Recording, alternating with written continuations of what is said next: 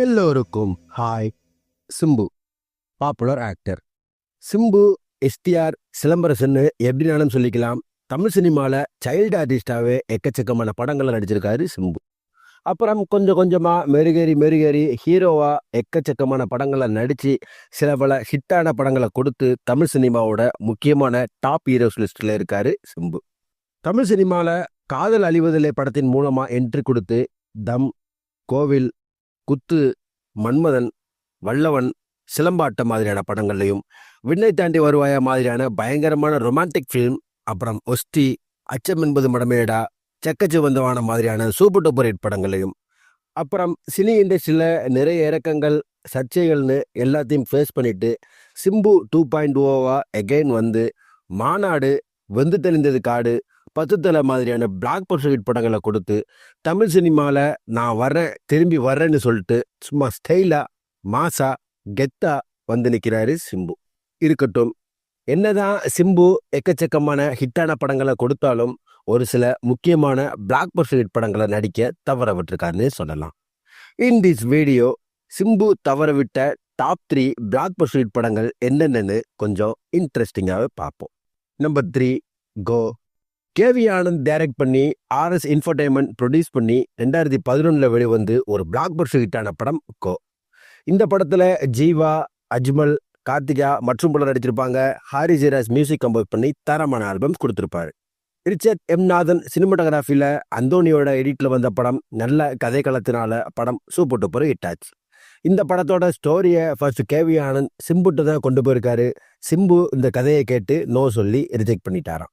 அப்புறம் இந்த படம் ஜீவாட்ட போய் அவரோட தரமான ஆக்ட்னால படம் பிளாக் பஸ்டர் ஹிட் ஆச்சு. ஹார்ட் லக், இந்த படத்தை சிம்பு மிஸ் பண்ணிட்டாருதே சொல்லலாம். நம்பர் 2, நண்பன். பிரம்மாண்ட இயக்குனர் சங்கர் டைரக்ட் பண்ணி ஜெமினி ஃபிலிம்ஸ் ப்ரொடியூஸ் பண்ணி 2012 வெளிவந்து ஒரு பிளாக் பஸ்டர் ஹிட்டான படம் நண்பன். இந்த படத்தில் விஜய், ஜீவா, ஸ்ரீகாந்த், சத்யராஜ், இலியானா மற்றும் பலர் நடிச்சிருப்பாங்க. ஹாரிஸ் ஜெயராஜ் மியூசிக் கம்போஸ் பண்ணி நல்ல ஆல்பம் கொடுத்துருப்பாரு. மனோஜ் பரமஹம்சா சினிமாட்டோகிராஃபியில் அந்தோனியோட எடிட்டில் வந்த படம். விஜய், ஜீவா, ஸ்ரீகாந்த் அவ்வளோ அழகாக நடிச்சிருப்பாங்க. இந்த படத்தில் ஜீவா, ஸ்ரீகாந்த் ரோலுக்கு சிம்புட்ட ஸ்டோரி சொன்ன சங்கர் ஸ்டோரியை கேட்டு சிம்பு நோ சொல்லி ரிஜெக்ட் பண்ணிட்டாராம். அப்புறம் விஜய், ஜீவா, ஸ்ரீகாந்த் சேர்ந்து நடித்து படம் சூப்பர் டூப்பர் ஹிட் ஆச்சு. இந்த படத்தை சிம்பு மிஸ் பண்ணிட்டாருன்னே சொல்லலாம். நம்பர் 1, வடசென்னை. சிம்பு மிஸ் பண்ண படங்களில் ஃபர்ஸ்ட் பிளேஸை பிடிக்கிற படம் வடசென்னை. வெற்றிமாறன் டைரக்ட் பண்ணி Wunderbar films, Lyca production, grass root சேர்ந்து ப்ரொடியூஸ் பண்ணி 2018 வெளிவந்து ஒரு பிளாக் பஸ்டர் ஹிட்டான படம் வடசென்னை.